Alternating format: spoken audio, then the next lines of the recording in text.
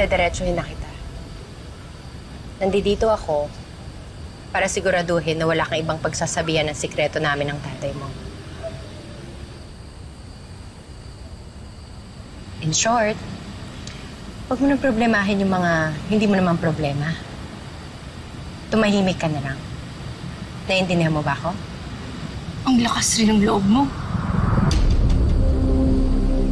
Pupunta ka dito sa bahay para diktahan ako kung anong gusto kong gawin. Simula nung nakilala kita, minsan hindi mo ako tinuring na parang kapamilya mo. Tratuhin mo nga kami para kami basura sa bahay niyo. Tapos ano? Ngayon kailangan mo ng tulong ko.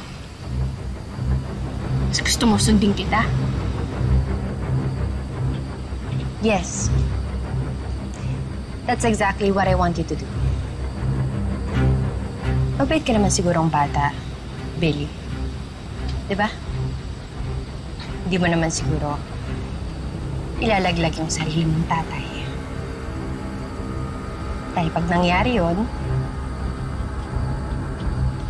ako ang makakalaban. Kung anong gagawin ko sa desisyon ko, wala kayong pakialam doon. Listen to me, you little brat. Kapag hindi mo tinikom yung bibig mo, pagsisisihan mo. Pinagbabantaan mo ko, Tita Shaira? E paano ba yan? Di ako takot sa inyo. Sumasagot ka pa? Mas bata ako sa'yo, Tita Shaira, oo.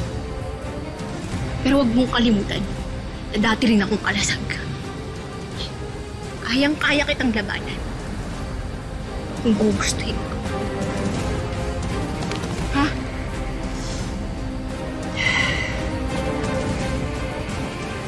Hindi pa tayo tapos.